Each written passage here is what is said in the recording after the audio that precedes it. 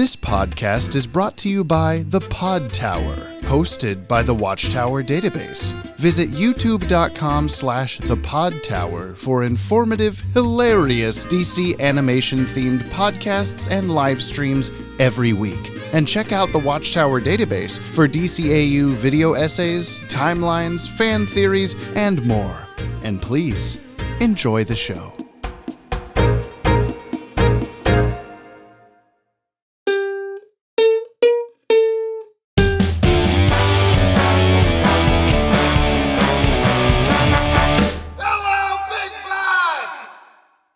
Three, two, one. Oh, that was our new thing. I forgot. It's been months since we recorded. It has been months, I tell you. It's been months, week since we recorded this podcast. Months, week. That is kind of the most accurate way I could describe it. It's always a week later, almost always, but it also feels like it was months ago. I know, it's hard for me to believe that we've done one since I got back from Hawaii. That yeah, we did. Yeah, we did, but it doesn't seem right. I have to did we? Hang on. Let me check the old brainiac up here. Jimmy, that's so clever. That's 112th episode of the podcast. I don't know, man. Don't ask me this stuff. This is you. This is your thing. It is. Who am I? I don't know. I'm Justified Reasons, and this is Bird Droppings. Or Justified Reasoning. I don't know. I got close, whatever it was. Something like that. Wow, well remembered. I didn't think I would remember, but I did. And I didn't know that I would remember, but here we are. I know. What a crazy day. What a day. Crazy month week. It's good to see you. Look Thank at you. I know. Did you dye your hair? Yeah, I got it more purple pink today. Yep, and the light in here makes it look extra red pink. It's luminous. Today is the 112th episode of this podcast. I'm James from the Watchtower Database YouTube channel. That's Brian over there. I'm here Brian. to show him the entire DC animated universe. I'm not from the Watchtower Database. I'm associated with, but not a part of. Probably. But nice. You are not the Watchtower Database, Brian. No. You don't get to call yourself that if you have been unable to watch the last 3 years of videos. Yeah, but not by choice. So I feel I know. Maybe I can claim I'm it forcing still? you to not be the Watchtower Database. Sorry. You're just intimidated by in my the controversial Airdate order, so that he may view these shows the way human beings experienced them in the far gone days of the 1900s. At the time of this recording, 6:44 p.m. Thank you. Superman the Animated Series is streaming on Max. My dog. And available on DVD and Blu-ray. Canonically, my other dog. You know what we're going to have to do? It's canon. We're going to have to do at the live podcast where... Bring them? No, well... Now I'm thinking about it, but before I was just going to say, anytime we do one of these catchphrasey things, and I am Brian, or my dog, my other dog, blah, blah, blah. Oh, yeah. You have to just stand up like Richard Nixon, do peace signs in the air, have applause rain down on you. Even if it's has nothing, you're just, we're supposed to be, sorry. And if they don't do it, I'll just press the button. I thought you were going to say the whole singer at a concert holding the microphone out. Yeah, you know how to do it, and put it out of the audience. Yeah, I think that's what I'm gonna do when it's I'm just gonna hold the microphone out through the whole show, and just whenever people want to yell, I'm Brian, just let them do it because they gotta express themselves. There'll be a mic in the audience, not for questions during mail time, but just for anyone at any time to come up and interrupt everything with, and I'm Brian. Most creative gets something. I don't know. Yeah. Let's not say this is happening. This isn't happening, but I'm going to make it happen. Brian will do it anyway. If you'd like to follow along, listener, you can head over to bit.ly/watchdcau. Link is in the show notes. Today we're watching Ghost in the Machine. Which was, your guess was it was Brainiac fucking up the day. Yeah. And then specifically Lex Luthor's day. Yeah. Yeah. You guessed that. I know. I think I might take a break from being right. After this, when I tell you the next one at the end of this episode. I've just had such a good run. I don't want you guys to expect this from me every time. So pretty soon here, I'm going to fuck it up and just play it off I meant to do it that way. next podcast episode when I say that the next episode after that is WF. And then I still won't tell you what that stands for. And then you'll have to still somehow try to guess what it is. Is that a spoiler? Like, is it like Wonder Woman and Flash? No. Why are you being so selective or so secretive about it? I don't know, man. The longer I am, the more I'm like, do I need to? Because it really is probably not going to even be helpful for you at all. I'm debating whether I just tell you, then you can still guess, but then I'll just reveal to you, obviously, more about it when we're there. I don't know. Whatever. What a fur? That's what it stands for? It was a code. Wow. Now I know. Yeah. It was a weird title, like Mixia's Pixelated. Yeah, it's a very what weird a title. fur. Yeah. Yeah. What a Ghost in the Machine first aired Monday, September 29th, 1997 at 4:30 p.m. on the WB. 2 days after our last episode, Monkey Fun. This aired number 27 and produced number 15. Wow. I don't know why, but it was. It was produced between Action Figures and Blasts from the Past Part 2, breaking up the Part 1 to Part 2. So Ghost in the Machine is a movie from 1993. Okay. It's also some other stuff that I've gotten tripped. Oh, shoot. Okay.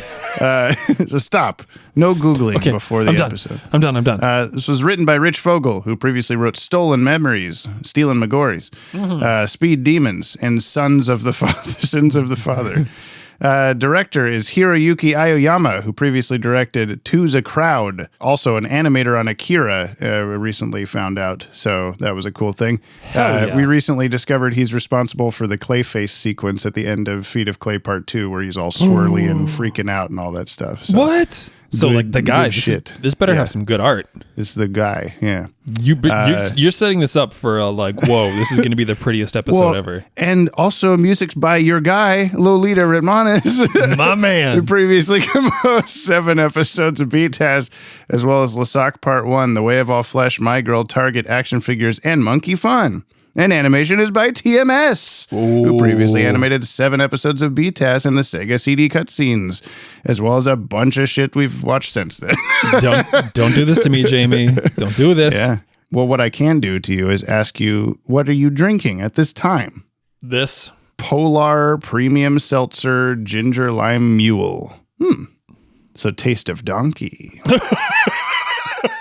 I'm drinking Twisted Tea half and half. Oh, You're like a God. real redneck. Real redneck or a real 17-year-old trying to be rebellious and getting hammered on twisted tea and smeared off ice. All I knew of Twisted Tea was that video in the convenience store of the guy smashing a can of Twisted Tea on the guy in front of him's head. You've not seen this? No. That's all I knew about it for years. And then I had one at some birthday party I was at, and I was like, oh shit, this just tastes like tea. I can't even taste the alcohol. And they said, oh, this is a bad idea. But now I have a whole case of them in my fridge. So how the times have changed, how the mighty have fallen. You're just making some decisions, and it's, you know what? It's okay. You're an adult. You can make those decisions to give yourself diabetes at, how old are you now? 26. 27. Oh, sorry. Yeah. 1997. Yeah. If you, listener, would like to buy us some more diabetes or donkey juice, you can head over to the link in the description to send us a Yoppie beverage to support the show. We'll give you a shout out in an upcoming episode, and we'll also do a push-up for every $1. So send us coffee for our health and your entertainment. How about that? Today's Yoppie Bevs come to us from Mike the Tip Tapricot. Oh, again? Oh, you thirsty, thirsty boys stuck into the desert boxes where you've been sweating and dehydrated for weeks now. Take these, whatever you're drinking, or get some water and hydrate if you don't have a drink, and free yourselves from, well, actually, you're going to be doing more yard work, or more hard work. That makes more sense. I bet both. It's the thought that counts, ? Yeah, they bought 3 Yoppie Bevs, which is equal to 15 push-ups. Let us begin. Did I Ready? mention I was moving boxes of all my art books today? Did I mention I don't give a fuck? No, you didn't need to, Jamie. 1, 2, 3, Oh, it already hurts. 4, 5, 6, 7, 8, 9, 10, 11, 12, 13, 14, 15, 14, 15. I chose some weird, like, diatonic scale or something to see my push-ups in. It kind of came naturally, you know. Nice. I'm really happy for you. I'll have to sample that later. Now that we're out of breath, let's go watch the episode. Sounds great. Okay. Okay. So we meet again, Lex Luthor. Brainiac. In the flesh, so to speak. I managed to survive your betrayal by downloading into these computers. They control the Sky Sentry. Yes, I needed a way of attracting your attention. There's always email. Actually, I wanted to greet you in person, but as you can see, I'm not myself, yet. So far I've used these drones, but they're far too primitive to finish the job. For that, I need your hands and your brilliance.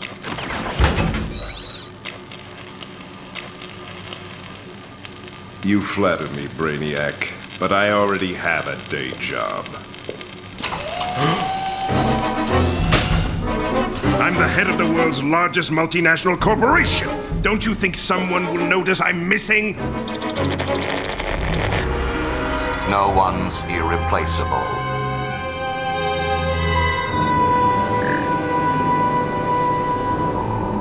Ms. Graves, I'm still pursuing my investigation. Cancel my appointments for tomorrow and no phone calls until you hear from me. Understood? Yes, sir. There. Shall we get to work? March 9th. March 9th. Thank you very much. Goodbye. Thank you. That's it. Just wanted to let you know that there are at least 9 days in March. From there, it's up to you. See you in Eugene. On that day for a live taping of the podcast. Has anybody like not heard? Is there a person like that this is their first time? They're like, I'm going to listen to this. And they're like, March 9th? What are we hearing about this for? I just happen to be one town over from Eugene, and that's where it is, and I'm going to go there. I'm from Springfield. Here's a sweet in the pot thing. Matt Groening. It's the Simpsons one. Matt Groening of The Simpsons said on record that Springfield, Oregon is his inspiration for We should have said this weeks ago. We should have. Just go back in time. It's the adjacent town to Eugene. Yeah, and there's all sorts of murals and stuff and official stuff. So big Simpsons stuff. It's like literally... We have the Jebediah Springfield statue. We don't really have that. You can take its head. Where we're doing the podcast is like literally just a few miles away from that. So nice. Friends, we're doing a live podcast. Yeah. There's so much information in the description below. Coming up. It's coming up in like a week. Like by the time this is out, it's going to be a week and a day. And 1 day. Oh, I don't like that. Oh God, listener, we got to go prepare. We're ready. We've memorized our lines. That's the worst thing of it. Anyway, we don't have lines, but I feel like I should be memorizing something. You memorize whatever you feel when you watch the episode. Deal. Come watch the show with us. Come listen to us talk about the show. Get your opinions on the air in the crowd.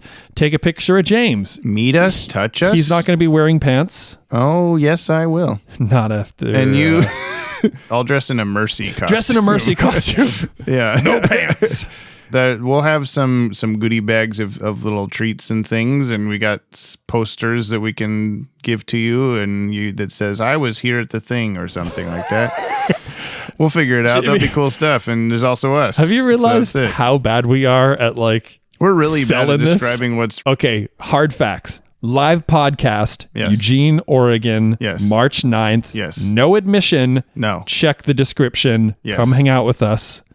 Or else. There's a Google form to fill out to tell us if you're coming. If you have changed your mind that you're definitely coming instead of I'd like to go, or fuck that, why would you even ask me this question? I'm not coming.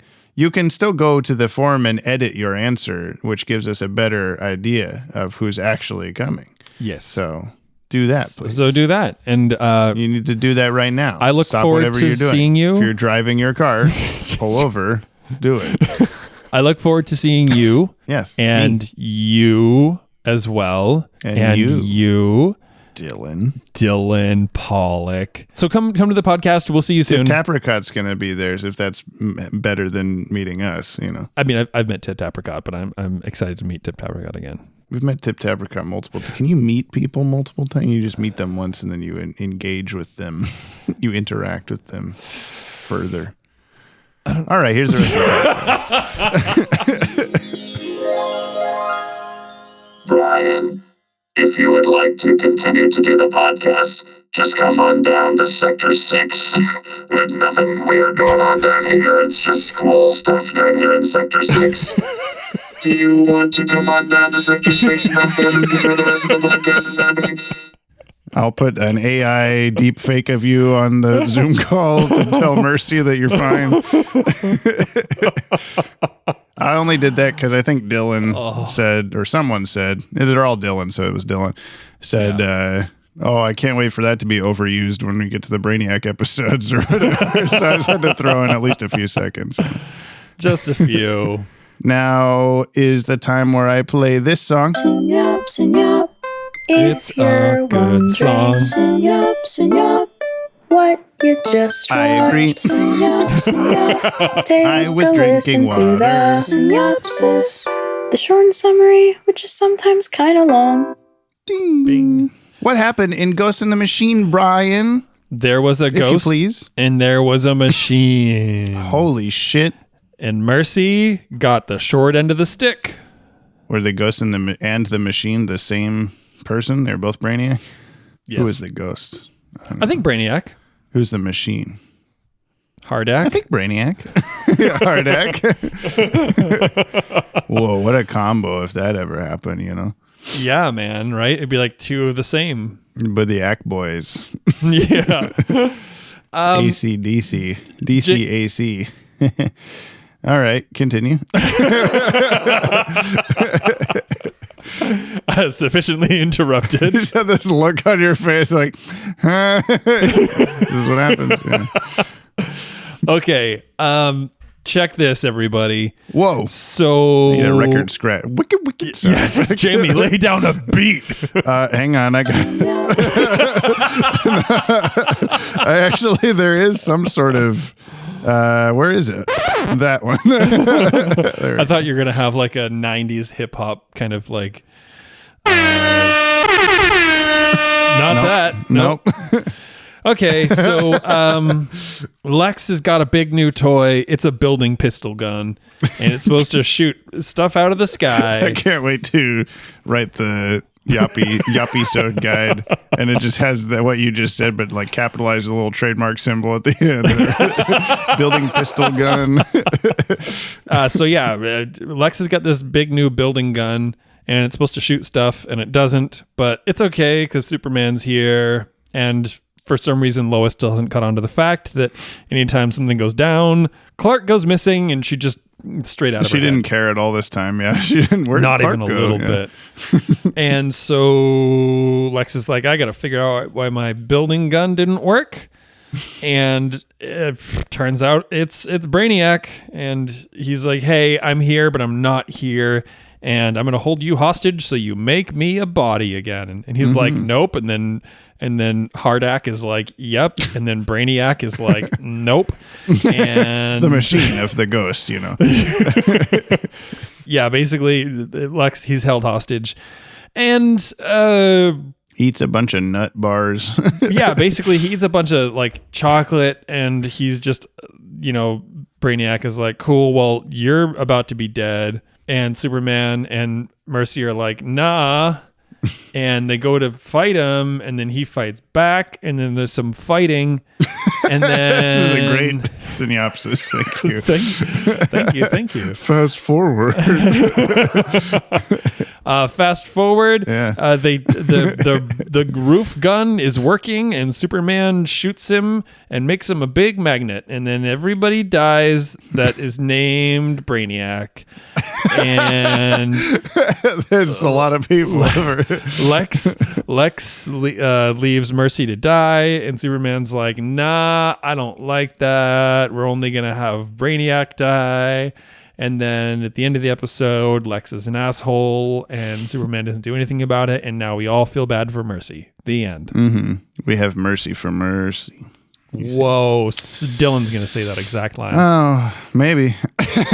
We should have predict what Dylan will say the same as us about segment. I think he'll say there was a ghost in the machine. The official synopsis for this episode, Brainiac, having stored himself in LexCorp's computers, forces Lex Luthor to build him a new body, while Superman and Mercy Graves team up to rescue Mercy's ungrateful boss. And I realized that I never read the Monkey Fun official synopsis last time. We just blew right past it, so I'm going to read that to you as well. So remember last time where Superman encounters Titano, a monkey lost in outer space when Lois was a child. After Lois and Titano are reunited, the monkey goes through a metamorphose, growing into a rampaging King Kong-sized chimp, who Superman must take on to save Metropolis from the primate's uncontrolled scourge. I see why you wanted to read that. You didn't want to let that one slide. No, there were several bits that I was like, oh man, I didn't get to say this. It'd be real cool if I did. Yeah, but anyway, Ghost in the Machine. We already talked about monkeys. We did. We had a whole conversation. This is a good episode. We watched it in your new house living room with your girlfriend. Yes. I think she liked it too. Welcome. Yeah, she. I couldn't hear most of what she was saying, but she had a lot of actually pretty good commentary. None of which you'll remember for this, but oh no, there was some things like the first sign of Mercy. She's like, is she wearing pants or no? Oh, yeah. And I think you said no. Never. I assume she's wearing some skirt that is shorter than the jacket, but I don't think you ever get to find out. So she might not Maybe be. We don't need to. I mean, she was rubbing on Lex's shoulder at the start, making sure he didn't go out there half cocked, only full cocked from, he was completely sex. Cocked. Yeah. What? I don't know. Yeah, no, I think Alora liked it. She laughed at some of the more ridiculous things. She had commentary like mine of, things where I'm just like, oh, why is he doing that now? Why is Superman throwing pieces of a bridge into the water or whatever? Yeah, she's just like, imagine what'd you say, environmentalists like going into the harbor to check what's down there. It's just it happens missiles multiple and times a bridges week. And tanks and everything. He's just thrown in the water. They'll be safe in here. Superman, maybe on Krypton, water can just dissolve things or something, but here it's just water. Maybe it's extra salty. I don't know. But yeah, the other one is she laughed pretty hard at the moment. I think we all did. Where Clark just palms a rocket, catches and just the missile. Yeah, she just points at it. He's like, "No, you stay. Yeah, that's a very memorably funny, but also just cool moment of the episode is Superman just grabbing a rocket like it's nothing. I laughed. Yeah, I laughed. It's pretty. The timing of it is just a little humorous, but it is cool. Well, I think that there's a lot of purposeful stuff like that in this episode. On one hand, I do think the scene of him trying to save the bridge pieces and that whole thing kind of dragged on and was a little felt like shades of what do we do? How do we make him stop it? That's unique, and he hasn't already done this in some other episode, or isn't boring or whatever. And they did the train thing and getting closer and closer to the train. Yeah. That's kind of I thought he was gonna Scooby-Doo run. Yeah, his little Fred Flintstone toes on top of the train. Little sound effect. He just Wilma. Or however Fred sounds. Yeah, who knows? I'm not going to try. Oh, I thought you were doing a Family Guy thing. My brain just got all sorts of cartoon confused. Peter, she says back.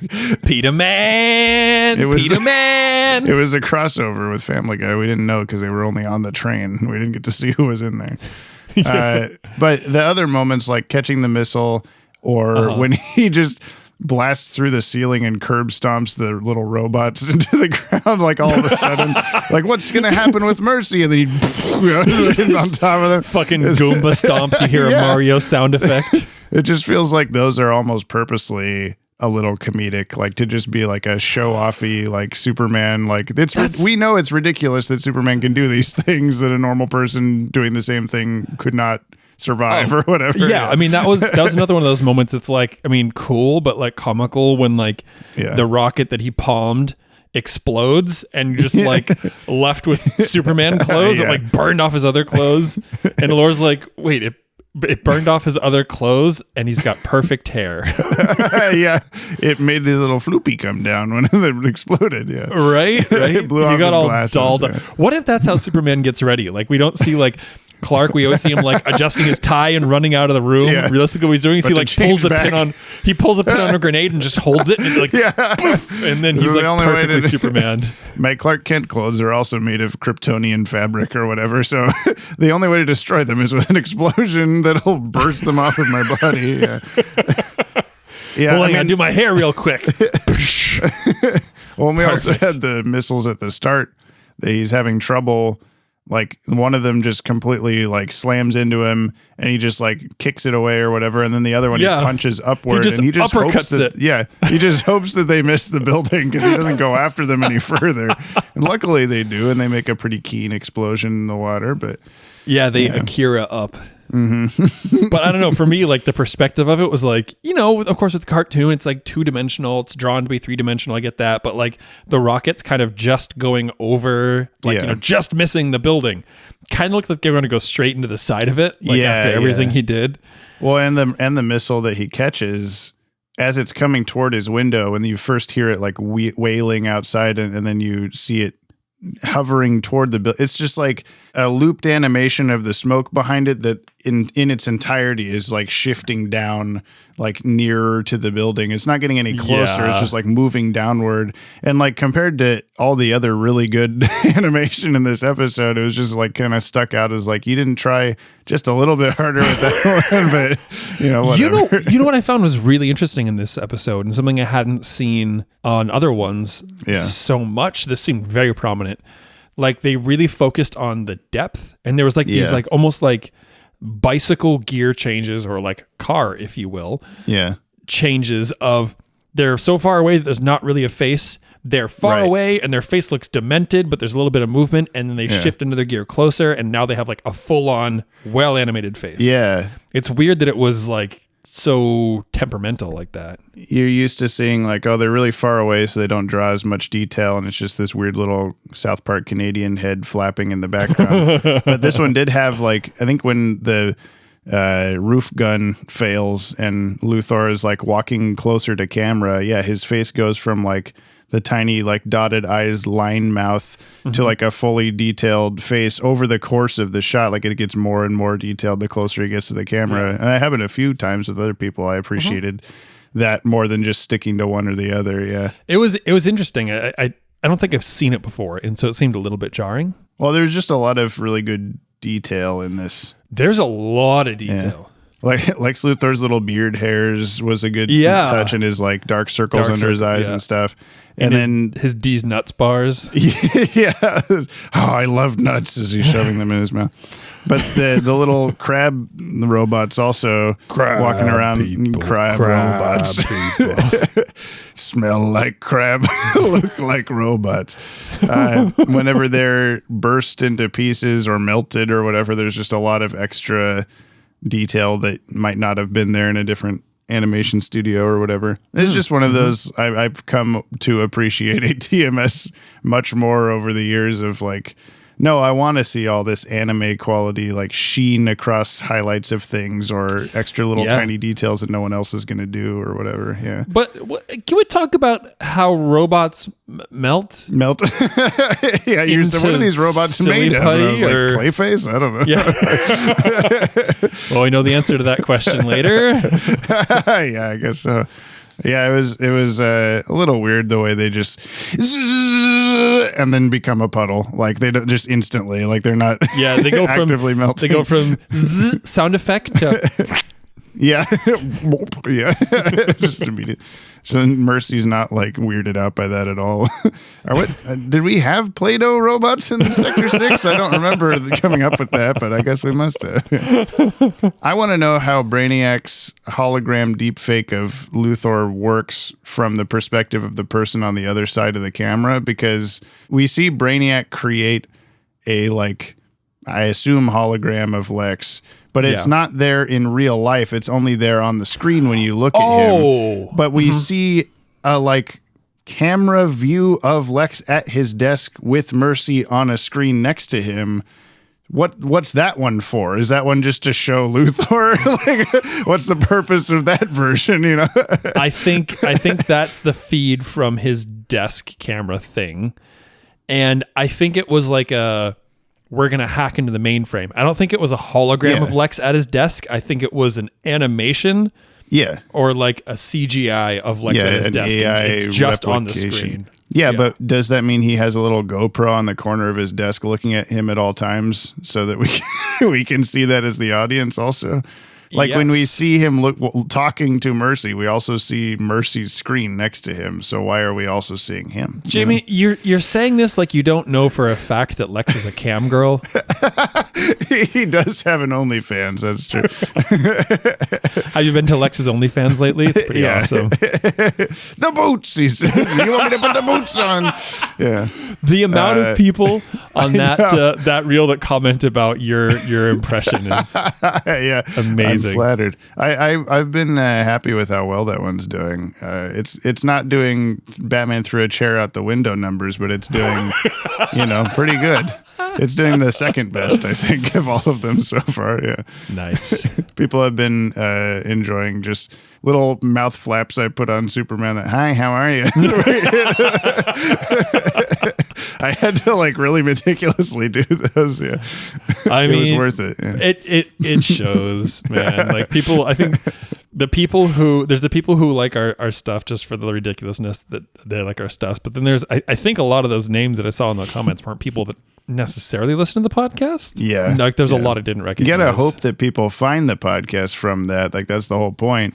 But I also just enjoy seeing people go like, funny thing. I'm like, yeah, you're right. Thank you. We did make a funny Jamie did the thing. Yeah. Let's talk about the cast of this episode. Jamie, let's talk about the cast. We're going to talk about it. Let's talk about, so we got like Tom Clancy as Rainbow Six. Mm-hmm. Okay. We got Milliner Muffins as Lois.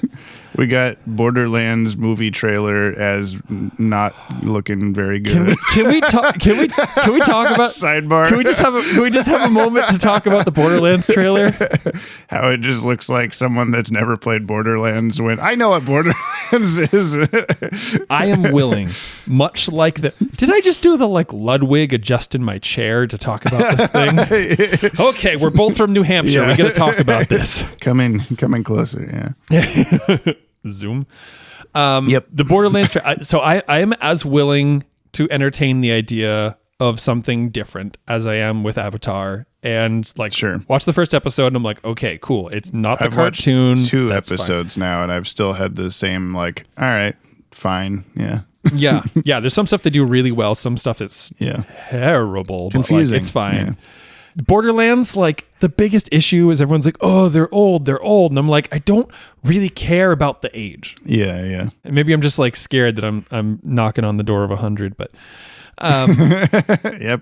I don't really care about the people's age. I care more about the vibe of it.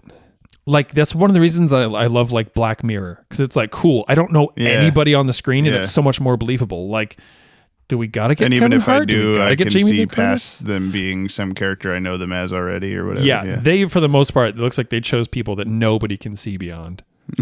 Yeah, and I think that's maybe where people's concern lies. So I don't know. I'm gonna go see it. Yeah, probably. Well, Jack Black as Brainiac in this episode. Tim Daly as Superman / Clark Kent. Dana Delaney as Lois Lane. Clancy Brown as Lex Luthor. Corey Burton as Brainiac. Lisa Edelstein as Mercy Graves. Laurie Fraser as Secretary. I guess Mr. Luthor, well, he's busy. Oh, yeah. Lady.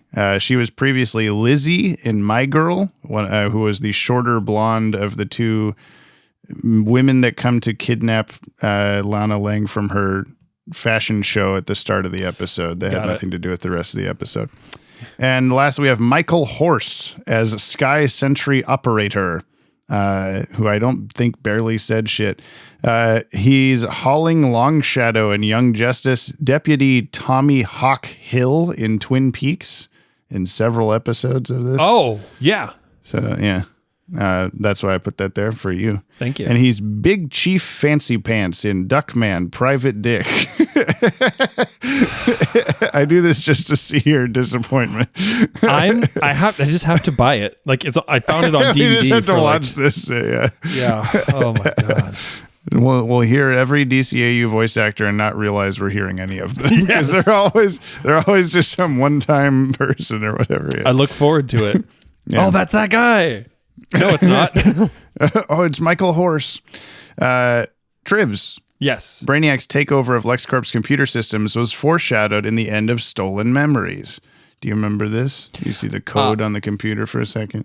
I don't know if I recall, but I am not surprised anytime a supervillain is about to make a comeback. That's kind of what the last shot of all these episodes is. Well, yeah, the final he's gonna be there was some guy in Luthor's computer lab being like, there's some strange code left on the thing, and Luthor's like, fuck it, I don't care, we're leaving. And then there's like a close-up of the screen. It's a bunch of little Brainiac triangles in the music. That sounds right. Yeah. The title of this episode is a reference to a phrase coined by British philosopher Gilbert Ryle to describe René Descartes' concept of mind and body dualism. It is meant to describe how a spiritual mind or consciousness, the ghost, can occupy and somehow control a physical, mechanical body, the machine. The phrase has since been frequently used to describe artificial intelligence in whatever science fiction, blah, blah, blah, blah things. You know? Jamie, I fell asleep during that whole thing. Thank you. The beginning grossly exaggerates the dimensions of the Sidewinder missile, which is closer in size to the missile Brainiac fires through Clark Kent's apartment window in reality. Oh. I would not know that at all, but Superman needed to punch big missiles, I guess, you know? While flying away with the missile aimed at his apartment, Clark is wearing a shirt with rolled up sleeves and nothing underneath. However, when it detonates, the shirt's blasted away, revealing his Superman costume with full-length sleeves. Yeah, he had those rolled up underneath too. When the clothes blew off, the sleeves fell down. The force of the blast rolled down the sleeves. Why do people have a problem with this? I don't know. Or Superman was also wearing skin-colored sleeves over, so he could roll up his sleeves and no one would notice. Last I've got, at the very beginning during the title screen, the music sounds almost exactly like the theme for Krypton composed by John Williams for Superman the movie. I don't know if that's intentional or not, but yeah, it's when you see the title of the episode, there's like a trumpet or whatever from Superman. I don't know.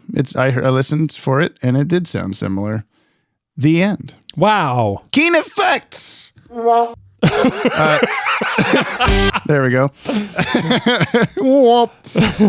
The water explosion. Yeah, there's lots of keen effects. I did really like. I had a triv that I skipped just now because it says 2 missiles exploding under the surface would create 2 distinct though overlapping water funnels rather than one big funnel. And I skipped that because I don't give a shit. It looked really cool the way it like very quickly like it did like 2 little flashes that immediately became a big wave. And it looked really keen. We both were like, awesome. Oh, wow. Yeah. It totally did like the way I was like, oh, it's very Akira or whatever.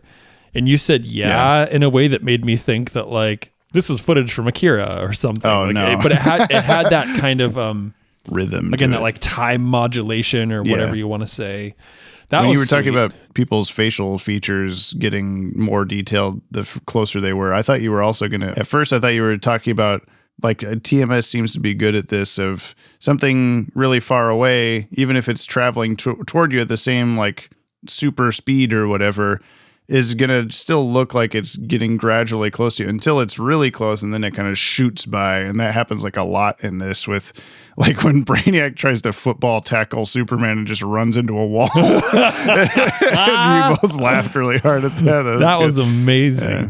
But the missiles do that. There's a bunch of stuff like that in this with just a lot of good timing of depth and motion and stuff. I mean, it's like we just keep saying it again. It's that like kind of anime timing. Yeah. It's great. all of Brainiac's zappy things were very keen. That was one of the keenest things for me. I couldn't quite figure out how they had that animation done because it was like, it didn't look, it was probably repeating, but not in a way that was super obvious to me. Yeah, it wasn't just the clearly 3 drawings of lightning over and over.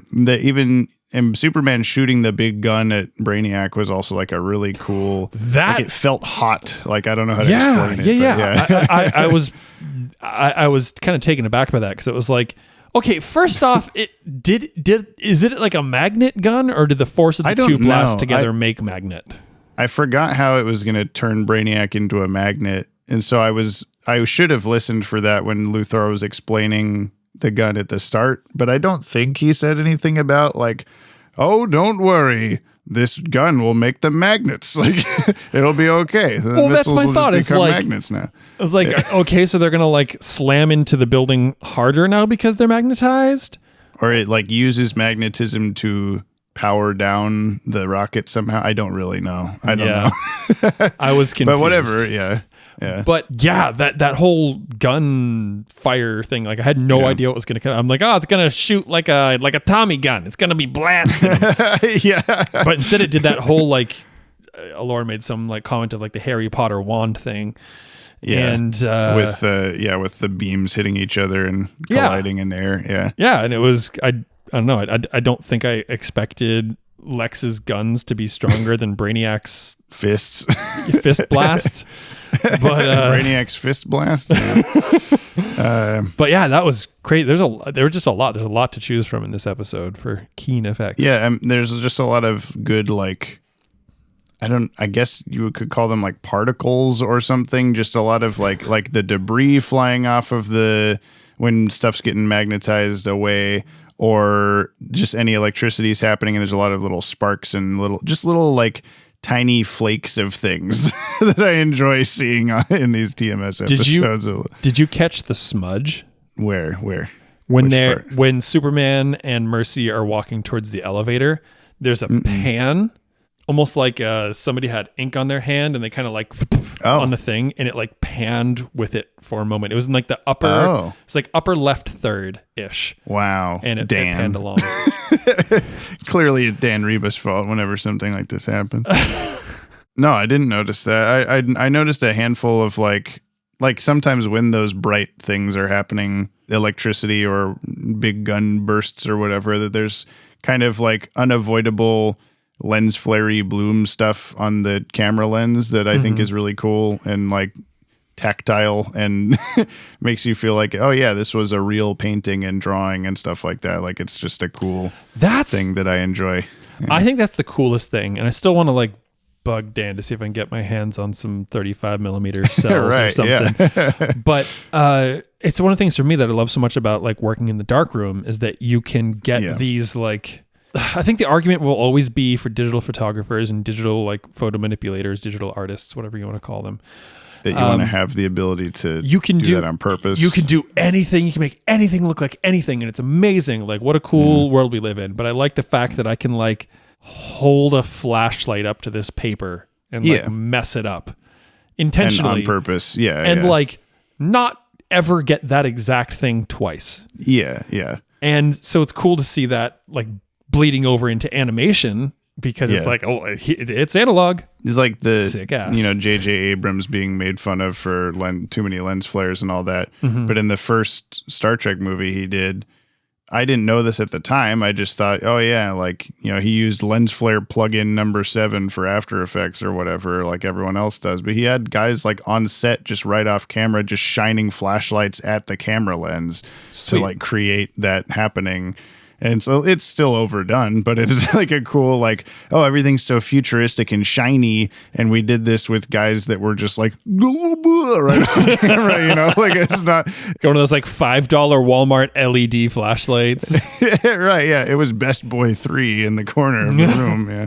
That's sweet, man. I appreciate that. And whether it's an accident or not, it's a lot more tangible than I think, I think it helps make like Lex's basement dwelling so much like dirtier and like scarier that it's not he I don't know, it feels more real that he's actually stuck in some dingy place he doesn't want to be in with a bunch of unavoidable dirt and stuff on the you know, is that the subtitle of the episode? Lex and the unavoidable dirt.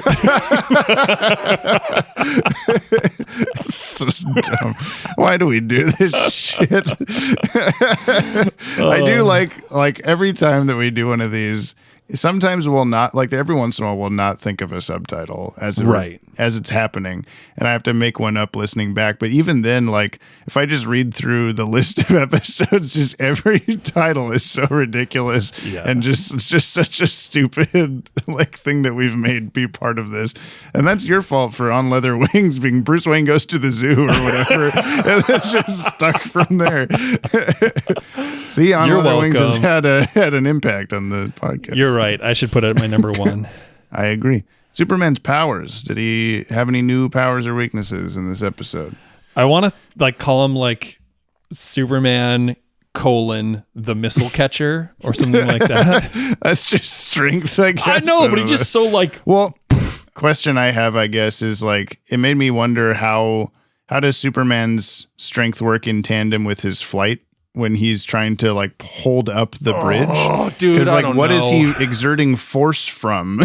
He's like, oh man, this invisible barrier is getting really tough to not touch the train with. Like, I don't know. His telekinesis. We talked about this. Yeah, that's true. His tactile telekinesis. Yeah.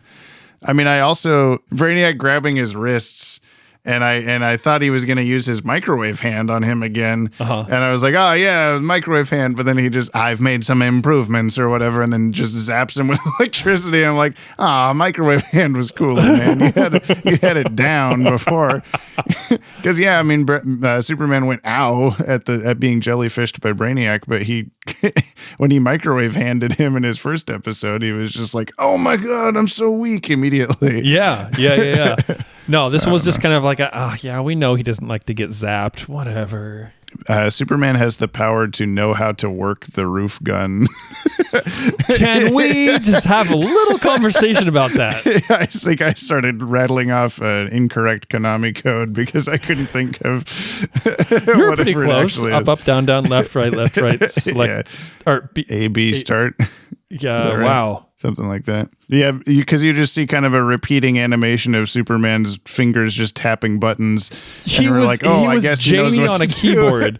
Yeah. Like, if there was a big red like on button and a joystick, I wouldn't question it. The fact that it was like 40 unmarked buttons and Superman's just and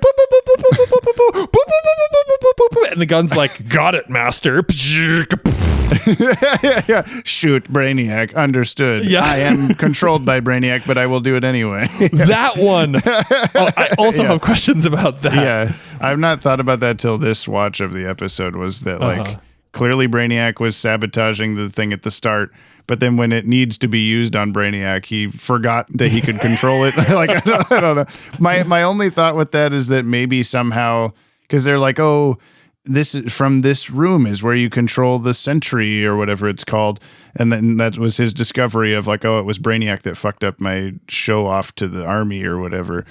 And then Show and Tell, Army Show and Tell is another good subtitle.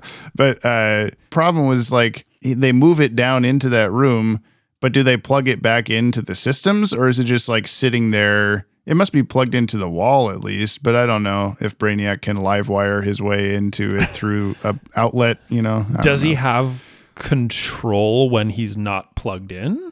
I don't know.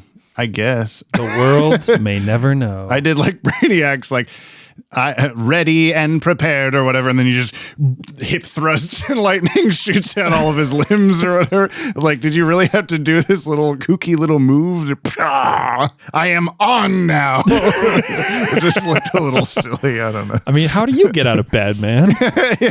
I am prepared. I think I'm going to go make some coffee. Should I add Superman's ability, like, I don't know, knowing how to use a computer, knowing how to use the gun without any Is that really a thing?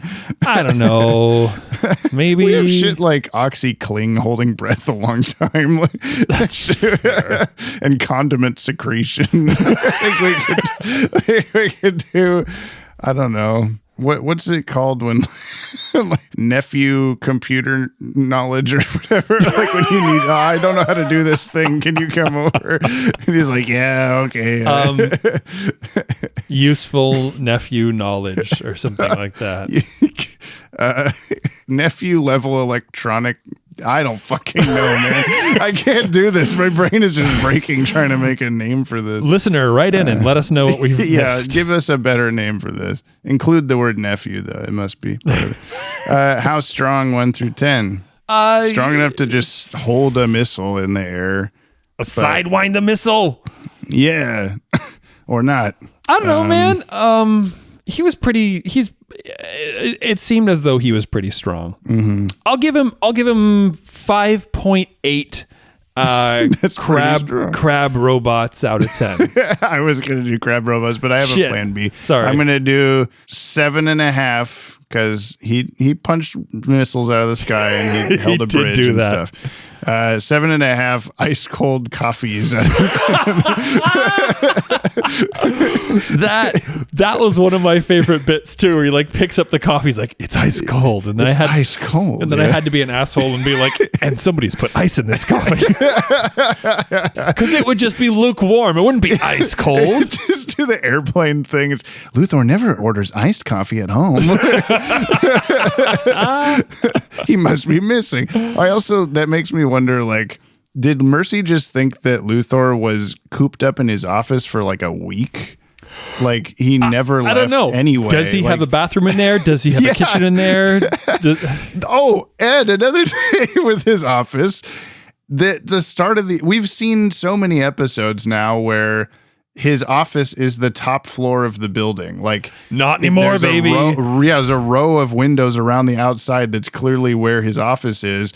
But then in this episode, the roof opens its penis dome shape into a viewing platform for missiles. And there's like a big like staircase leading up to a like council of army men and all this stuff that would not. It's way bigger than his office anyway. And it's just like, where was this? Was this hiding one floor up above his office the whole time?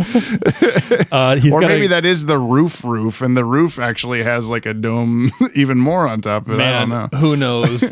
All I know is that I got another one of those things I'd love you to TikTok. Okay. I want it to be just one of those like memes that ends too fast. And you just have Lex like come up to his lectern and be like, maybe Lextern. You have Lex come up to his lectern and be like, there are 2 Sidewinder missiles on their way to this building. And then it just like immediately cut to like everybody's shocked, and then it cuts to those 2 missiles, and then like the Akira explosion. And then that's it. I really like the way he does a little like tongue click before that too. He's like, good evening, ladies and gentlemen. There are 2 Sidewinder like he knows what he's doing. It was really well delivered. Then one, Superman doesn't even have time to change, and then it just the smoke clears. It's just Superman. He's standing there in his Superman costume. Yeah, perfect hair. Yeah. Well, that actually happens in Batman v Superman. Superman goes like to say something at court, and a guy's wheelchair has a bomb in it and explodes, and the entire like courtroom and all these senators and everything just blow up, and then it just cuts back to inside where everything and everyone is on fire and burning and dead, and Superman's standing in the middle of it going like, God damn it. And it's supposed to be this really emotional, like it's in slow motion and he looks so sad, but it just always is funny to me where he's fucking hell, like I could have done something but I just didn't. That's amazing. Yeah. I'm gonna have to look out for that. You have to watch Batman v Superman. I guess so. Movie. Is it good? Sometimes. Where's Clayface? He's the melted robot. Done. He's bald, I'm bald, we're all bald. But who's the baddest bald of all? It's James and Brian's final call. The Balderarchy. So that's going to be weirdly offbeat. Yeah. Now we also, have, there was a lag like 3/4 of the way through, so the tempo changed for me at the end. I got off tempo a little bit. Oh shit, and get him back in. We have Brainiac and Lex in this episode, so I don't know. Although Lex wasn't much of an antagonist except to Mercy. To Mercy, he's a piece of shit, though. Yeah. But I mean, Brainiac. Or the crabs, or yeah, Brainiac. Missiles. I guess. Missiles, yeah. They were so bald, no hair at all. Just a fucking toupee on a couple of missiles. Cool. Yeah, it was Brainiac. He was bad. Yes. And bald. He was the baldest bad of all. Yeah. Books or hip hop for this? Books. Hip hop. Nice. I'm proud of you. I sound a little bit like Christopher Walken. I'm proud of you. I'm proud of you. I kept this Brainiac in my ass through the war. Yeah, I guess so. Top 10. What are you doing? Yeah. Yeah. Are you top 10-ing? I'm top 10, and this isn't Christopher Walken at all. This is Javi Bullock or something. that baby. Picture of a baby. For the listener, there's a little class at the library that I take my kid to, and the last couple times we've been there, it's just very, very small, very chunky, very like, I don't know, like hulking shoulders of a baby that has been staring at me a lot. Like apparently the mom was like, oh, he likes people with glasses. He likes glasses. So he's just been staring at me, but he was giving me these really like kind of eyebrow raisy, like squinty eyed, like not so sure about you kind of looks. And it was just a very Harvey Bullock looking facial expression. So I sent a picture of it to Brian being like, it looks like this baby's about to tell me to get up on the Hydra's back. But like it really does. It looks like Bullock without hair. Yeah. Like it's like he strangely... just needs that little hat that he wears, his little detective hat. Yeah, it was really something. Yeah. I'll read my top 10 in reverse. Okay. I've got Mix Yes Pixelated, Double Dose, Speed Demons, My Girl, Brave New Metropolis, Main Man Part 2, Little Piece of Home, Two's a Crowd, Wave All Flesh, and Last Son of Krypton, Parts 1 through 3. Yes. Or sorry, 1, 2, 3, when it's like that. I think I'm going to put this one pretty high. I liked it quite a bit. Because of the art? I think we didn't talk about at all how one of my favorite parts was just like giving a shit about Mercy for once. Like, yeah, she's just kind of been there, and then this one, like, you actually like, oh shit, like she's really being treated horribly by Lex, and then also just like learning more about her backstory and kind of that kind of stuff. I mean, it was cool. just a drop in the bucket of a backstory, but yeah, like still. By the end of the episode, I was like, Mercy, like slam his dick in the door. Yeah. Like, come on. I'm waiting. And like, God damn it. Yeah. Yeah. Like I was really like pulling for her to get some comeuppance, but that didn't happen. Yeah. I'm hoping that'll happen in the future. Maybe. I think I'm going to put this at like number 4. Whoa. Which is above A Little Piece of Home. And it kicks Mix Yes Pixelated off of my list so soon. Gone so soon. Thank fucking God. I realized that. So we had Two's a Crowd was the parasite with the guy in his head episode. Yeah. AKA Hot Tub. And he... Oh, that was the Hot Tub episode. That was also the other animated by TMS and written by Rich Fogel episode. And I think that's a good crossover in my brain now of like, yep, that's the combo that I like. Or whatever. Because they're very unique stories, like unpredictable what's going to happen and like not seen in another medium kind of a thing. You know what? That's true. I didn't have any of those moments where I'm like, he's going to uppercut the rocket. There it is. Yeah.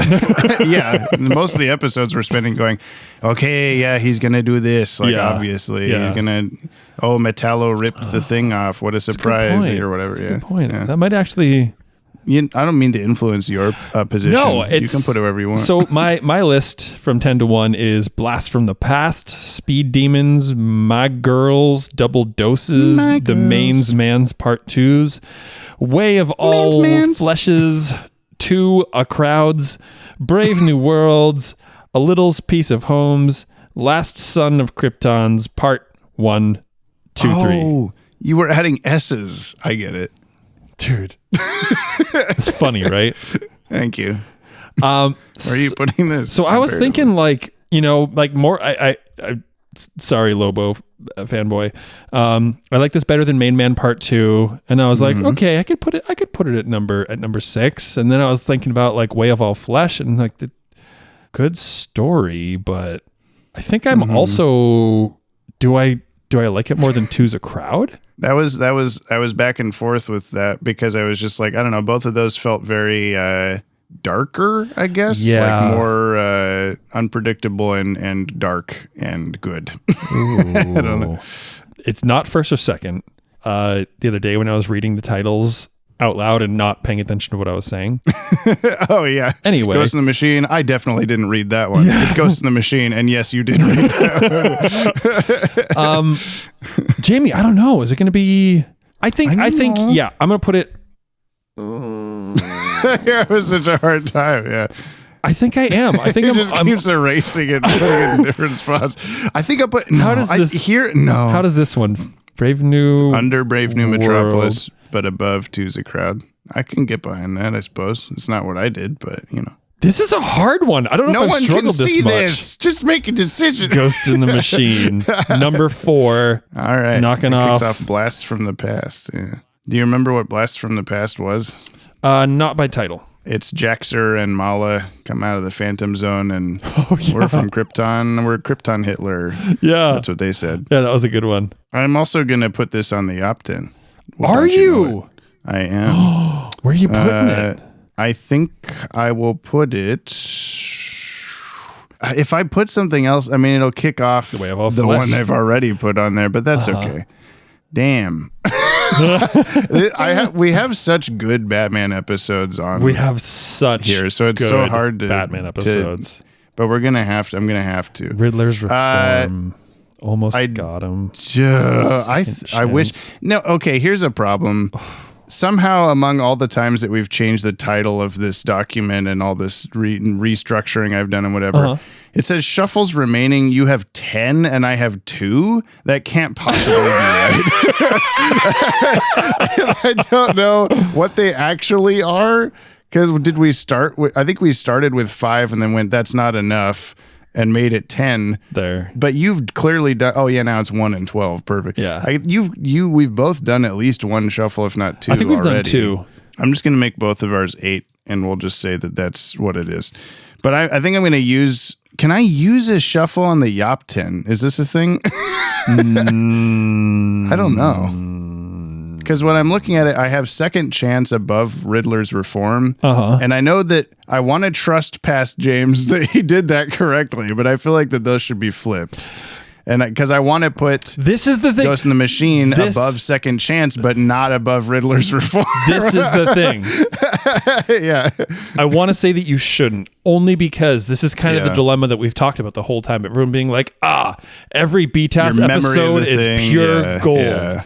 Yeah. You gotta have faith in yourself. Okay. Well, then I will put it above Second Chance, which also puts it above Riddler's Reform, and a Bullet for Bullock, Ghost in the Machine, which kicks off The Way of All Flesh. That's okay. Bullet for Bullock is dangerously close to the edge. I mean, I think Bullet for Bullock is like it's a very well done, fun episode, and it had really good music. But like the fact that it'll be the next one to be kicked off my Yop 10. Doesn't hurt me as much as when it gets to stuff like, On Leather Wings or Robin's Reckoning, that stuff. I know. Robin's Reckoning, Riddler's Reform almost got him. Like, these are like memorable episodes. I can't believe Beware the Great Ghost is so low on mine, to be honest. Trust the process, bro. Actually, you should, but I'm gonna take a shuffle here. 'Cause it's funny. It's like the things that, like, in the moment as you're balancing everything out, is one thing. Why are you allowed to do plus that? I'm not.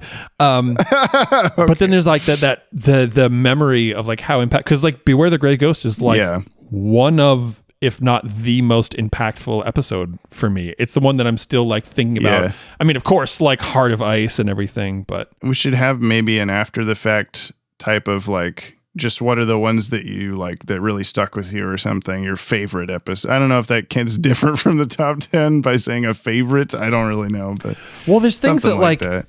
Admittedly, and again, having only watched all of this shit once, I remember being like Robin's Reckoning, like, holy crap, man. I remember being really emotional and really like heartfelt. I remember a couple of flashes of a couple scenes, like Robin walking back into the circus or away from the circus tent, like see stuff like that is even like a little bit like it's a little bit fuzzy, but it's like way higher than Beware the Gray Ghost, which I feel like I could probably recite some stuff in order from. Scenes. Yeah. So isn't that weird, man? That's got to be some kind of metaphor for stuff. Heart of Ice. That being said, I mean, you don't have to put it on this, but I did. I need my cheat sheet updated. Holiday Nights. It's the Christmas anthology Batman episode. There was Harley Quinn and Poison Ivy going on a shopping spree. And then Batgirl versus Clayface. And then Joker with the big bell at New Year's. And then we get the sad diner scene at the end. Coffee cups. Yeah. Sad coffee Got cups. it. Yeah, no, I'm good. I'm good where I'm at. Okay. See, it just takes me a second, man. That's okay. Anyway, now that we've done that for way too long, we do the mail. And afterward, I will tell Brian the name of the next episode, and he has to guess what it's about. That yacht had one small extra yacht. Put it over. We drop What we drop? our weekly yachts Oh yeah, those. into the comment box. First, there sure was a lot. Now Jamie's mad. Too bad we're all, At least I am. just Dylan Pollock. Jamie, Hi. I got a question. What was the last thing you dropped? My son. My own son. My own son. I realize I have a note on my phone that says, like, make sure you play the My Own Gun video on the podcast at some point, which means that we referenced it, 100 episodes ago or something, and I have no memory of that, but... Wow. I don't know what the last thing I dropped was. This is slightly related, I suppose, but I had a coffee yesterday and I took a sip of it and immediately breathed the entire sip. And then I just put my hand over my mouth because I knew I was about to instinctively just projectile cough it out of my mouth. But that just did the thumb over the fire hose thing where it just blasted all directions. And then I just had to sit there and let it fall out of my mouth into my hand, and then so I could go and then cough the rest of it out. And then I went to the bathroom, washed my hand, came back, and just went fuck, please don't have gotten on the soundboard. And it didn't. It got everywhere else somehow, but no beverages at the soundboard. There's beverages, okay? But that's the last thing I dropped was my sanity. I don't know. My drinking problem began that day. Yeah. If you'd like to reach out to, what's the last thing you dropped? If you'd like to reach out to us like the fire hand at the end of the Cat in the Claw Part 2, you can send a punctuated email or a 60-second voice message to batwagonpod@gmail.com or leave a comment on today's episode on the Pod Tower YouTube channel, but please do not spoil anything past this episode for Brian. So what's the last thing you dropped? It was my phone because I was pissed at it. This has happened twice at this house, where on one side of the house, and Jamie, you've been here, on the street side of the house, it's raining or something. Yeah. And the back side of the house is sunny, blue sky. And I was like, you're the dividing weather line. I'm like, I'm going to get a video of this one. And it was hailing a lot. And I was like, I got to get a video of this. And so I had quick 2 button, open up the camera, and it didn't do it. And I pressed it again and it didn't do it. And I pressed it again and it didn't do it. And finally opened it up and I clicked on the video thing and it just was frozen and didn't do anything. And I was like, fuck. And then by that point in time, it had started hailing in the backyard too. By that point, you'd thrown your phone on the ground in anger. So I just kind of fucking phone, and I threw it on this leather chair. And it's not one of your grandpa's soft leather couches. It's one of those leather under tension. And so I fuck this phone. And it boom, trampolined off of the chair, and luckily it landed on the carpet and everything was fine. But much like Brainiac to Lex, you just said I can take it from here and just blasted it into smithereens. I do in that scene. I didn't talk about this at all, but he's got Lex down in the basement. I've got Luthor in his basement. Sector 7, G Homer. Working at the power plant. Anyway, he's got him down there for presumably multiple days. And Luthor then says after when he's like 99% done constructing Brainiac, he's like, hang on a second, when I'm done, you're just going to kill me. Well, I'm not going to do this anymore. Like, you just figured this out, or like, I don't know. It seemed like a weird thing to come to at that moment. And then Brainiac sits up and goes like, this is close enough, and fires a big beam at Luthor. And if this wasn't a children's cartoon, I would assume that beam would just like obliterate. Oh yeah, you just like see some flashes of skeleton and he falls down a pile of ash. It would be like the Green Goblin grenades where the guys just become skeletons and then fall down, or you just have like an enormous like hole through his chest or something. But instead, it just like knocks him out for a second, and then Mercy goes like, "Oh fuck, he's dead over here." But then he's just like, "I'm not dead. I'm okay. Go kill his ass." Oh, Lex, I never noticed how small and pointy your feet are. Yeah, you're like, his feet are so small. Anyway, that was just a weird thing. This is from Dylan Pollock, Ghost in the Machine. How long has Brainiac been in incognito mode? It's time for the thoughts of the week from Dylan Pollock on Ghost in the Machine, or how Lex learned to rage against the machine. So now we know. Nice. Mercy will only let Lex go out there full cocked. Never have. Also, there it is. Brainiac in this episode is just how ChatGPT is going to enslave us all in a couple years. So good to look forward to. But I did sympathize with Lex going to town on those chocolate bars, because that's me the moment work gets stressful at home. I had a thought. It's not the question of the week, but it's a question. When Clark catches the missile one-handed, which is awesome, what do you think he's thinking when he's scared of it going off? Obviously, it's not going to hurt him.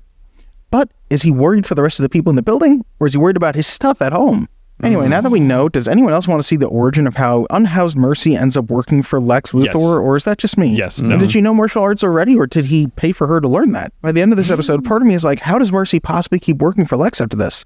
The other part of me is like, I mean, isn't that every boss, though? Anyway, it's time for the question of the week. James' favorite part. Oh. You ever watch a show or movie and start talking like those characters? I've been watching a ton of Sopranos, and I've been saying random Italian words all over the place. You marons. I can't think of what specific movie it was, but I know I went to see some like Jim Carrey movie when I was like 14, where I came out of the theater and just like unintentionally was just like had Jim Carrey mannerisms and way of speaking for the next like 2 days.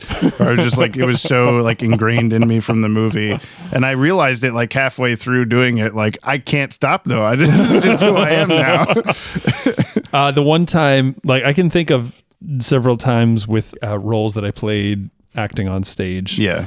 That just like doing the mannerisms, doing the voice, whatever, and you're just like, oh, whoops, because that makes sense because you're like practicing it. Yeah. The one unintentional thing I can think of is, and I'm about to fall back into another rewatch, I can tell, The Mighty Boosh, one of my favorite shows of all time. Noel Fielding does a lot of saying, imagine that, and his very like pleasant, like, yeah, imagine that. And there was like a year where I was just like, yeah, imagine that.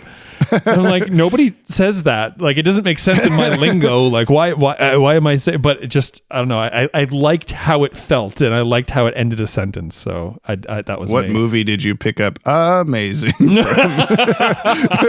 Virality. Have you seen it? Oh yes, I'm the only one. This is from Brad. Ubermensch, the animated series. I sadly don't have much to say about recent episodes or my quest towards discovering who my old arch nemesis was. However, I did want to... Why is that so funny to you? Ubermensch? It's probably the German dub of this. Oh, fuck, that's amazing. However, I did want to applaud a fellow listener by the name of Ryan Hipp, since we seem to have come up with similar comparisons for the Zack Snyder episode, since both that episode and the film's portrayal of Superman as being so ideologically weak and volatile that simply having a coworker he has a crush on die instantly turns him into a raging Nazi murderer. Even 8-year-old Bruce Wayne handled his parents dying better than this absolute psycho. But honestly, that Ryan fella seems like a swell guy, and I think he's. I don't like being part of this. I don't want to be in the middle of this, whatever this is. I'll finish it anyway. I think he's quite funny in an LOL so random XD kind of way with all the loud and unexpected sounds. It surely gave me a hearty chuckle, let me tell you, lads. Until next time, my darling, gorgeous boys. Oh, thank you. Wow. Wait, is that us? That's Lex and Brainiac. This is from Scotty Cameron. Lex Luthor had a bad day with AI. Hey, Yoppie dudes, are you ready to see Lex reunite with Brainiac? This time, Lex is tasked with giving Brainiac a new body to wreak havoc in. It's also good that Clark, who is secretly Superman, was the one who decided to conduct this investigation and deal with Mercy so he can use his super speed to dodge her attacks. Had this been Jimmy, Mercy might have beaten the tar out of him and then continued to be oblivious to the fact that Brainiac had been keeping Lex hostage.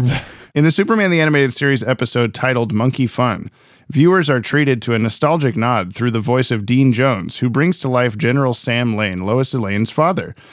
This episode, featuring the colossal menace Titano, offers a blend of heart and havoc, echoing the multifaceted career of Jones. Interestingly, Dean Jones's involvement bridges the animated realm with the high-stakes world of espionage and political intrigue seen in Clear and Present Danger.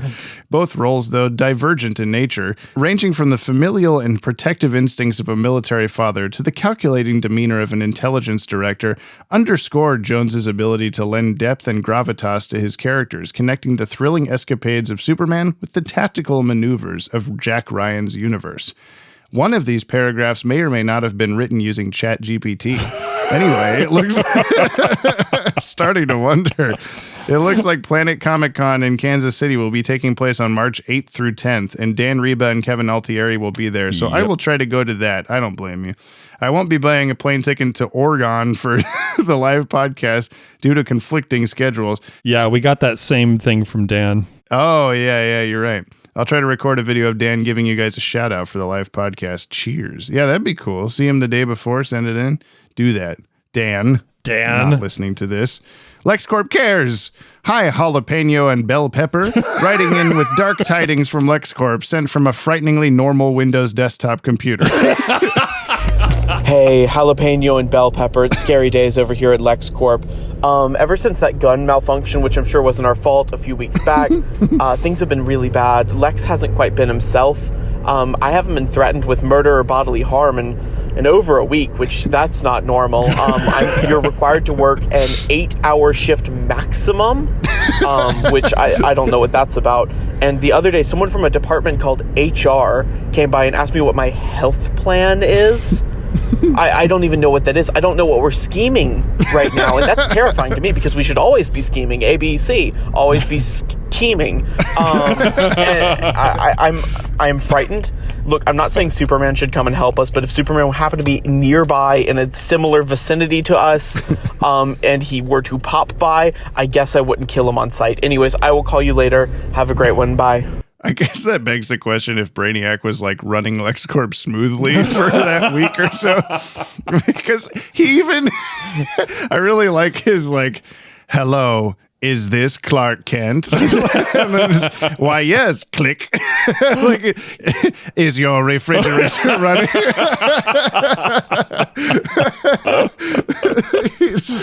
Well, I think so. Click. Then you better. A missile flies through this refrigerator flies through.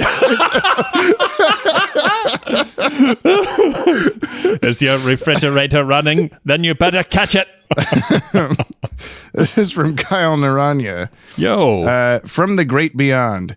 I found this old iMac here in the afterlife, which has allowed me to email back into the show. I would have preferred to have made a voice message, but I'm still recovering from surgery. No need for concern was a standard one. Is there standard surgery? I hope you're fine.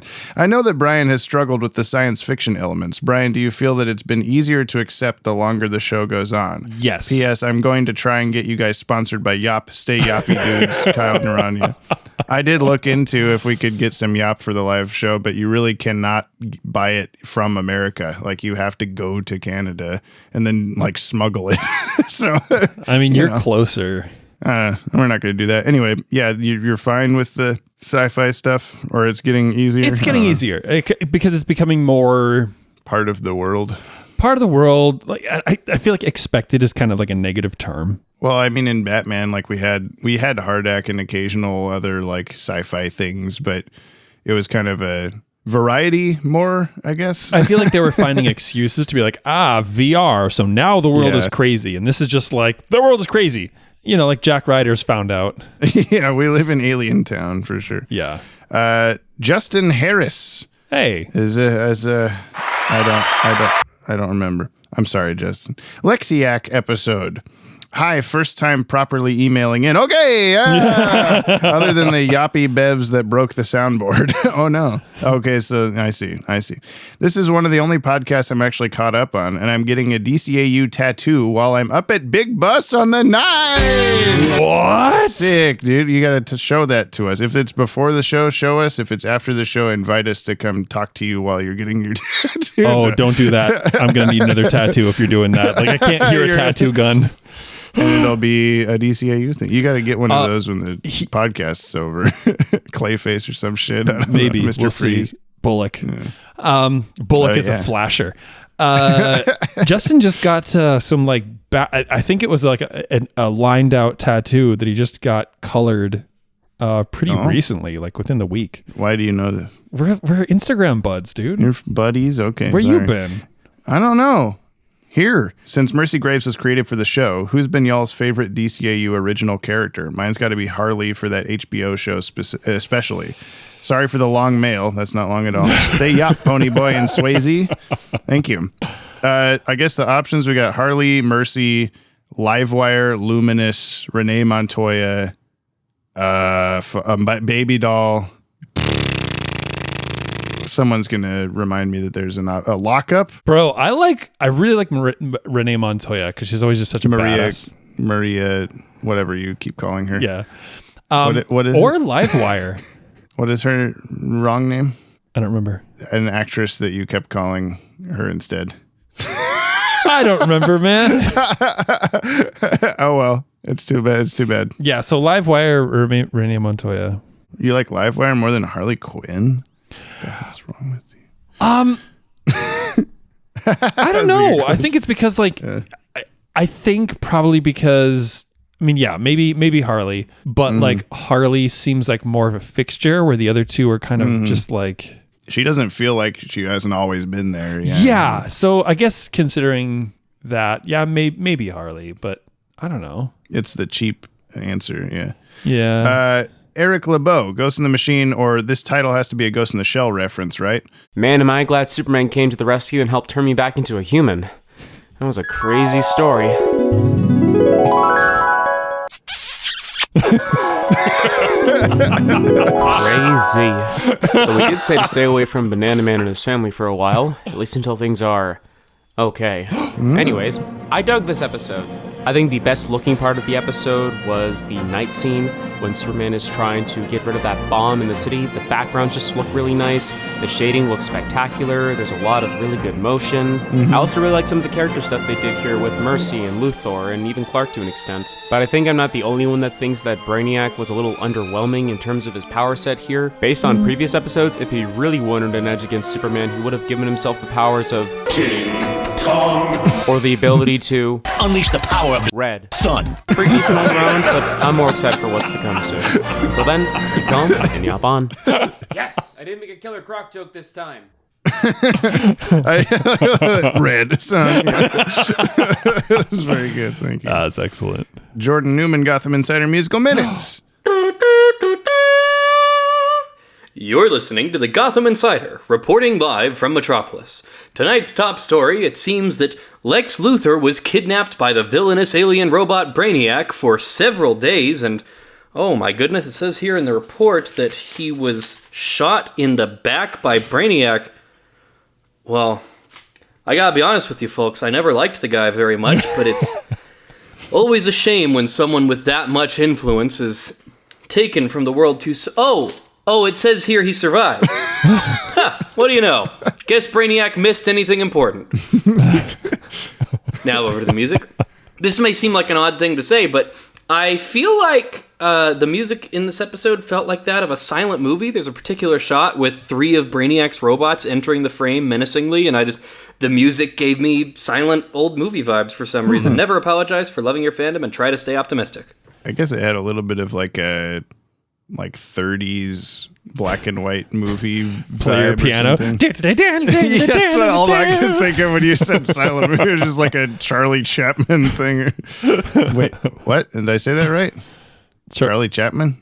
Is that right? Chaplin. My brain was like, James, you're not saying it right, but I didn't know which part was wrong. Anyway, Charisse Chaplin? Film degree over here. Yeah. Also, Buster Keaton is like a million times better than Charlie Chaplin. That's true. And I always want to say him, but I can never remember any part of his name. This is from Lanola Cola, Tug on the Super Cape. Brainiac, he's coming. Back to our... We did not talk about the amount of, like, pseudo dick jokes in this episode. I mean, there's the half-cocked thing, and then he says something about cum right after that. And then there's the building was penis-shaped, and then he's eating nuts in the basement, and then like it just kept going, and I was just like trying to count them all, but you know. Back to our regular scheduled program, Ghost James and the Manili with Ghost in the Machine, a.k.a. Lex Luthor rebuilt Brainiac in his basement with a box of scraps. Lex could afford an SR-71 Blackbird, but not a working Sky Sentry prototype. Brainiac, he's coming, and he predicted deepfakes. The return of Brainiac and the start of a potential relationship between him and Luthor, or perhaps Superman and Mercy. And man, disheveled Lex is quite the look. Not typically keen for someone like Luthor, but you know what was pretty keen? That split-screen scene with Clark and Lois during their phone call. That was a little interesting. Yeah. Also loved that Mercy got the spotlight in this episode, too. Her handling of Brainiac's drones and that slick reload from her pistol. Oh, we didn't talk about the completely unnecessary one. She like comes into the scene not having fired a single shot and is like, time to reload, bitches. Yeah. Well, the way that Lanola Cola has laid it out, it makes me think that she did fire some at the robots, but I don't remember her doing that. She just like slapped them and kicked them to death. But yeah, she like enters the scene and goes like, better change out the not magazine. What Clip? Is it for pistols? Yeah, but it's in like a space pistol. It's like an underneath weird sci-fi gun, but change out the clip in the gun before we go find Lex Luthor. I have no reason to believe Brainiac or anything dangerous is in this room. But she has a gun out anyway. I don't know. Questionable. Yeah, who knows? Anyway, lastly, fourth appearance of laser-based guns. Sky Sentry and Mercy's pistol had to specify laser guns because Brainiac has his laser fists, and to differentiate Earth-based laser weapons from the extraterrestrial blasters seen with Lobo's weapons in the Main Man and the Apocalyptian tech from Tools of the Trade. I'll get back to y'all faster than Lex running to those tasty nut bars and Clark's explosive transition from his work clothes into his super suit till we hop again. Thank you. Love it. This is from Scarlowy1, and it's just an audio file called Live Show. Hello, Jet and Brett. I want to announce that I will be attending the live show, but you will not see me, for I have to study for my camouflage class. But if you see an out-of-place houseplant or a marble statue that seems to twitch on occasion, you can know that that's me saying hi. Hey. Anyway, see you next week. Same TV time, same... By the way, James, you stole this from me. You will be hearing from my lawyer. It's a tribute. Because we love you so much, and we wish you were actually coming to the live show. You faked me Brian out. got so excited, and now he's so disappointed. Yeah. Yep, my heart. This is from Davin Deptuk. Hello, a question for y'all. I just remembered that when I first watched this episode, Monkey Fun, I fucking died laughing at the sudden transition from, don't worry, honey, daddy promises Titano's going to be just fine, to the ape screaming his nuts off in the rocket like a demon from Temple Run, and scrabbling in his spacesuit like he's straitjacketed Joker in Arkham Asylum. Like I was incapacitated, doubled over, out of breath, wheezing. It was one of those laughs that just gets more intense and doesn't stop. It was awesome. I had to pause the episode and regain my senses before continuing with tears of joy in my eyes. I was 21 at the time. Did you guys have a similar reaction? I think we laughed a little bit. But, oh, yeah. We laughed. I remember being also just like, oh, Jesus Christ. He's going to kill her monkey. The power of America backing you up. Also, I enjoyed this episode so much, I actually convinced my whole family to watch it, so that was fun. Nice. And now that I think about it, that's actually the only time I can remember all 5 of us watching anything at the same time. Wow. If I point this out, we may have to overwrite the incident with something more dignified. Anyway, I await Friday with gusto. Good day, Tips Hat. Thanks. Yeah, you should watch Mask of the Phantasm as a family or some shit. That'd be better. This is Ryan Hip, Ghost in the Michelle. And it says, introducing Mary-Kate and Ashley Olsen as Michelle.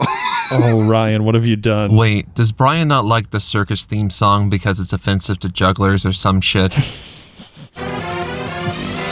It's everybody's favorite. Lex, those are Caltine bars. They make you gain weight like crazy. And it's all part of the Kids WB Stockholm Syndrome shindig. He took me in, made me what I am. Yuck. Yikes, guys. In this episode, everyone's got penises on the brain. Hey, Lex, what went wrong? Premature product that launch? was the other Don't one, think yeah. I'd let you go out there half-cocked. I need your hands. Lex even unveils his brand new giant phallus to shoot out slightly smaller phalluses, and multiple times in the episode, Superman has to handle Lex's slightly smaller giant phalluses. Phallic symbol, phallic symbol. My favorite moment is when Clark is going to investigate things, and he is just as no-nonsense as Clark as he is as Superman, and this is the kind of shit I live for. Slay Queen. Let's check in with Lex, see how he's doing. He'll be fine. Phallic symbol, phallic symbol. God, Jesus. Totally normal. Okay, some good stuff in there. Good stuff. Very, in there. very on brand. Thank you, Ryan. I was like, oh yeah, Lois did say the like premature product launch. Yeah. And then just, I need your hands. It really got it. It's very good. Thank you. Ryan is really like you in that same way. We were chatting about this the other day, where you just kind of have this like ability to retain and like I don't know if it's just your brain like sub-processing stuff all the time, but you're like, oh, I am these Brainiac. things. Yeah. It's amazing. You both have quite a talent. I like the Mean Girls chocolate bar thing. Yeah. That was good. Yeah, I didn't think of that. Just comments on last episode on the Pod Tower channel, Monkey Fun or Rocket Kerning. This is from Tip Tapricot. Contemplations on Ghost in the Machine. Wow, I forgot how good this episode is. From the setup to the examination of Lex being put in a situation he does not have the upper hand in, to the fleshing out of Mercy, to some of the smaller beats and stakes, like showing Clark's persistence as a reporter, or the fact that he's seen as a problem to take out by Brainiac. I think the pacing was great. I noticed some super fun animation at times, and just overall really enjoyed the setups and dynamics at play with how they broke down the usual status quo we see in episodes, and made us think about them more. Makes the world feel more real and flexible, and I felt engaged the whole time. Until next week, the flesh tent is growing so near, I hear it calling. Yes, it is. It is. Firebird. Titano threw a refrigerator at Lois's front door. Oh my God. Just like Brainiac through Clark's window. While Jimmy was babysitting. That's why he had to run out to the balcony. The real question is, why was Jimmy running at full speed when he slipped and at the end of the balcony was right there? Yeah. Yep. Where was he going? Yeah. Banana Man says, okay. Oh. Hell yeah. Ooh, I just need a minute with that. I can hear the flesh tent. Euphonium star. Damage report. Meteors / asteroids. Lois's vase. Jimmy's scalp. Looks like Titano is pulling his hair out. Bacteria jar. Bacteria. Lois's chair, table, groceries, fridge, door, ceiling, window, wall. Zoo monkey bars. All the bananas Titano eats at the docks. Lois's car. Guardrail. Roller coaster loading station and train. Carousel horse bumper cars, strength tester game. I learned those are also called high striker games. House of Mirrors, games booth, Ferris wheel. Oh, the Ferris wheel was the last thing? I guess so. Yeah. Man, that's just poetry. Helicopter intestines, damage beyond repair. Charles Motosierra. Regarding Monkey Fun, actually he's written Moki Fun, but I'll let it slide. I love this episode. It's all ridiculous and campy. Some of my favorite stuff is ridiculous and campy, that's all. Anyway, regarding Ghost in the Shell, I mean Machine, I'm sure everyone already mentioned the fact no one recognizes Brainiac's voice. Yeah, well, Luthor is the only one to hear it, I guess, but he still should have been like, who is this? Oh, it's Brainiac, instead of like, what the fuck? What's going on? Oh. I don't know. Although he didn't. Did he ever hear I guess he heard Brainiac's voice maybe once before. Don't you begin to ask me a question like that. Okay. And someone might have mentioned how Mercy doesn't want skinny Kingpin to look like the bad guy of POV, but I wish to call attention to a different thing. We see Superman struggling to lift the bridge, and regardless of how inconsistent his power level is, it got me thinking how much of the lifting is his flight and how much is just his muscles. Mm-hmm. Some versions of Superman have tactile telekinesis, but that doesn't seem to be the case here. He looks like his arm is really close to muscle failure, but we know he can fly like really, really fast, which takes a lot of force, so presumably his muscles are just gripping and balancing the bridge, which takes a lot of strength. And I know his flight is basically using solar energy to say fuck you to gravity, but if he can move himself horizontally with it, he definitely has the power to create force on himself out of solar energy like characters with telekinesis do on other stuff. I'd really like to hear your thoughts on this. Bye-bye. We talked about it a little bit, but you know what? Yeah, I just had a thought. know. What if he's got like a bar and over here is flight and over here is strength. And they have to kind of like equal out. He can like he can't go both flight and strength at 100%. Yeah, maximum. He can mostly be 50-50. Otherwise it's 60-40.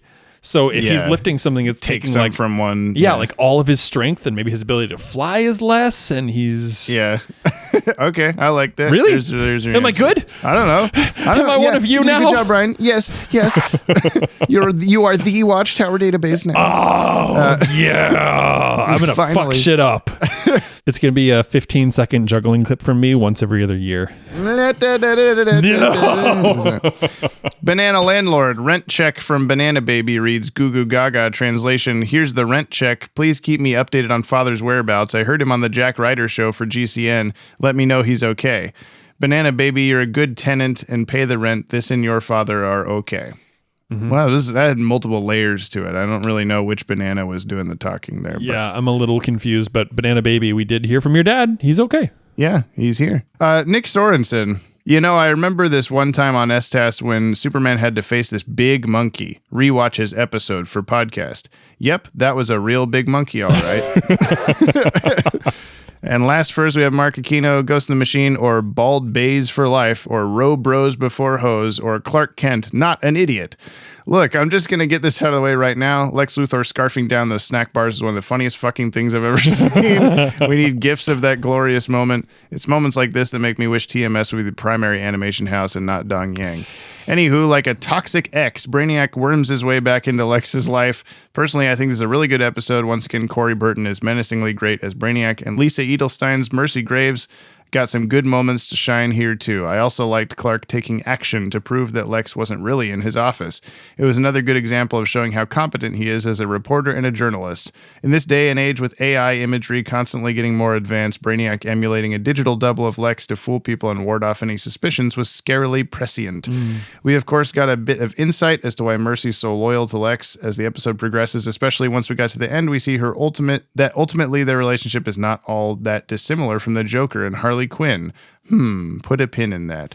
And Mr. Crab got attacked by robot crabs. Oh, the irony. Yeah. Boss biggest bear hugs to the #1 podcast host in this here multiverse of ours, Justin Timberlake and Bagpipes. I'll take bagpipes. I'm fine with that. We got it, yeah. Praise to our Lord and Savior, Dylan Pollock. Keep up the great work on your own podcast, and remember to tell Gab that she rules. Likewise to all his loyal disciples, all the names, and of course all the awesome sauce listeners of this Yoppie community of ours. You're the absolute best. Don't you ever forget that. Next week's episode plays like it could have been the logical way to end Season 2 of STAS, but I'll leave that for our beloved brother Brickington to discover for himself. Till next week, big ol' whoosh, I just flew away. Whoa. What's the name of the episode? You tell me. We're flipping the script. Guess the name, and then I'll tell you what it's about. WF. No. Oh. It's called Father's Day. Father's Day? What happens? And what show is it? The familial thing makes me want to say Batman, but we've just been on such a Superman kick, there's no way we're stopping now. So Superman. Yeah, it's Superman. Yeah, I figured. I don't want to tell you when the next Batman episode is because I don't want it to be like I don't want you to know. You know, I just want it to happen. Then I'm just gonna guess Superman forever. Yeah. And you'll just get it wrong sometimes. Once. And write more. But yeah, what happens on Father's Day? Who's got a father in this show? So we had Superman's got a dad. Who's got a father? But he's kind of dead. It could be, but we just had a Brainy. He's also got a adoptive dad. Oh, he does have that. He does have that. Okay, Superman goes to Kansas. He might for a second. I don't remember, but mostly no. Who or else? All no, potentially. There was somebody else who recently we saw their dad. Who was that? Was it like a military? Yeah. Oh, it was Lois Lane's dad. Was it Lois's dad? In the monkey episode. Oh, fuck, you're right. Jesus Christ, Brady. Yeah, his last episode. It's been 1 month week. Okay, well, does there are 2 Sidewinder missiles headed toward your house? You have 5 seconds to guess. Does Superman's dad get a message back to Superman? Which dad? Actual dad. No. Damn.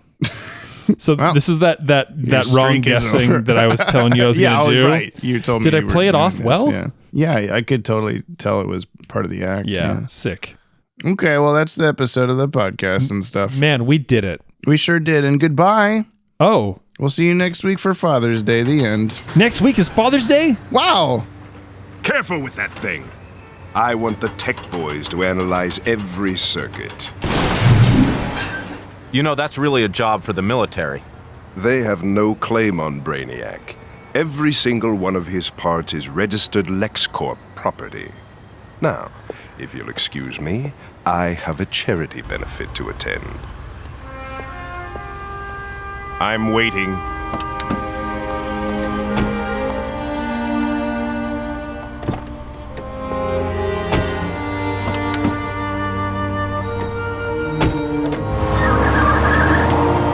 Just a stray.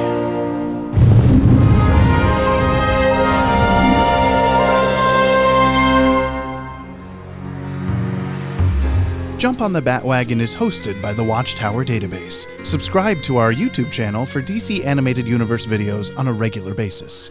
This podcast is edited and produced by yours truly, James Strecker. Musical themes by Kimmy, Cooney Phoenix, Viltsu, Eric LeBeau, Jordan Blumen, my mother, and of course, my smooth co-host, Brian, brother Broderick Meneely. To buy us a Yoppie beverage and hear your name read in a future episode, or to nab yourself a Yoppie Dude t-shirt, please visit the links in today's show notes. Thank you for supporting the show. You can hear more on today's DCAU episode by checking out our friends over on the DCAU Review and Tim Talk podcasts. Please leave us a 5-star review on your app of choice. You'll damn well hear it read on the show. If you'd like to reach out to us like the fire hand at the end of The Cat and the Claw Part 2, you can email batwagonpod@gmail.com or leave a comment on the Pod Tower. New episodes of Jump on the Bat-Wagon are released Fridays on all your favorite podcast feeds and watchtowerdatabase.com.